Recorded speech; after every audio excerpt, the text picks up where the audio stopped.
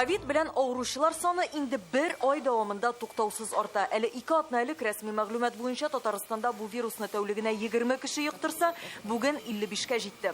Авыручылар саны күбәю белән дәвалану ысуллары да тарала. Интернетта кем нәрсә генә язмый. Ул язмалар телефоннан телефонга күчә, иң куркынычы кеше ышана.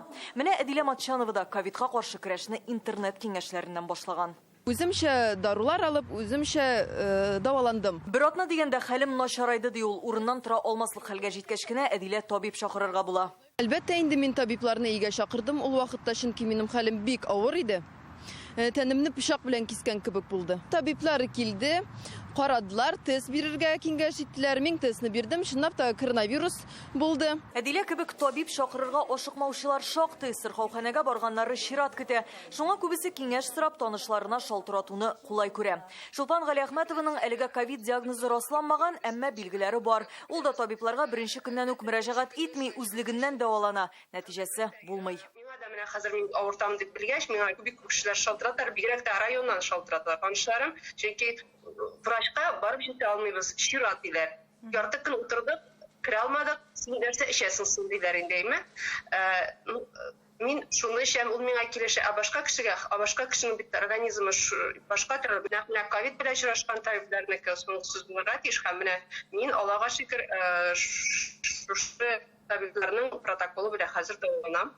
Чиратларның берничә сәбәбе бар. Беренчедән, эпид авыруларның көчәйгән чиры кеше гомумән күп авырый. Икенчедән, табиблар да больничныйга китә. Өченчедән, кеше авырыйм бугай дип тә күренергә килә. Буларга язгы чорда тулысынча уздырылмаган планлы кабул итүләр дә өстәлә. Дүртенчедән, үзлегеннән дәваланып килүчеләрне карарга озаграк вакыт китә. Казанга терәлеп торган Биектау районын Алыйкымында көненә бер участок табибы 30 авыруның өенә бара. Аларның күбесе атна 10 көн интернетта табылган протоколлар белән дәваланган булып чыга. Ахыр шиктә табиблар коронавирус кына түгел, килешмәгән даруның тискәре йогынтысы белән дә көрәшә. Беренче көнне килгән авыруны дәвалау бик җиңел. Аңар вакытта бик әз кирәк. Менә 1 минут эчендә кешене тыңлап, аңа киңәшне биреп, уже карап, кабинеттан чыгарып җиреп була. Әгәр дә инде кеше соңга калып килгән икән, аңар инде сәгатьләр кирәк. Скорыйларга да, врачларга да чирәкнең зураюы һичшиксез шушыннан. Бер авыруның şeker авыруы булырга может, икенче авыруның инсультлар кичергән авыру булырга может. Тик врачларга дөрес дәва бирә алалар. Минем кулда ковидтан дәвалану протоколлары. Монда даруларның нинди генә юк. Антибиотигы да, витаминнары да. Без дә даруханәгә кереп бу даруларны алып карарга булдык.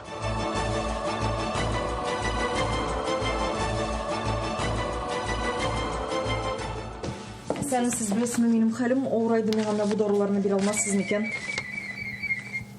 Сіз бұл протоколны қайдан алдыңыз? Менің дус қызым ауырған еді, ол меңа тәқдим етті. Бұл препаратлар барсыда рецепт бойынша сатылар. Бұл протоколларны біз сәләмәтлек саклау министры урынбасарына да күрсәттек. Ул бик хәтәр әйбер. Без сорыйбыз кешеләрне дәваланырга табиб карагансын гына.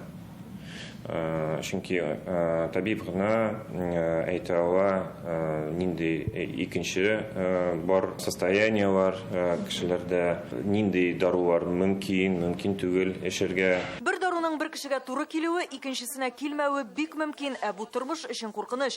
Коронавирусны пневмония белән бутаучыларда байтак. Беренчесен вируска каршы дару белән дәваларга кирәк булса, үпкә ялкынсынуын антибиотиклар гына җиңә ала. Шул рәвешле кайбер дарулар гомумән файдасыз я зарарлы әйләнә.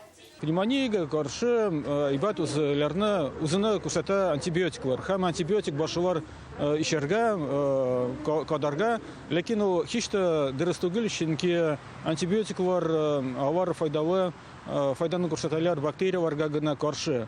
Ковид, коронавирус, вирус бит, вируска каршы антибиотик бернинди файда күрсәтмиләр. Әлбәттә, һәр начар эшнең ниндидер бенефициары бар дип әйтәләр бит. Бенефициар менә кемгәдер файдалы булырга мөмкин. Шуның өчен үзегезне алдамагыз. Кайбер белгечләр мондый ышануларны җәмгыятьтәге арта барган борчылу, курку белән бәйли. Мондан да укыйм, тегендән дә укыйм. Күршедә әйтте, шуны бергә җыямда, аптекага барып, бөтен даруларны сатып алып, шуларны эчеп, дәваланармын дип курку башланды. Монда да аңламау. Иебезне сүтеп, яңадан төзәмибез, монда 9 катлы үйләрне, мастерларны чакырабыз. Монда да шулай ук. белмәгән эшне эшләмәскә. Әлегә без вирусның көчәйгән шырын кичерәбез, шуңа барлык саклык чараларын үтәү мөһим.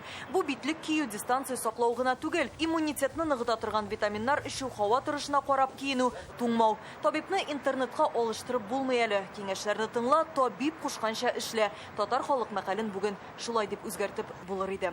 Алия Хайретдинова, Марат Зайдуллин, Ренат Сафин, Яңа гасыр каналы.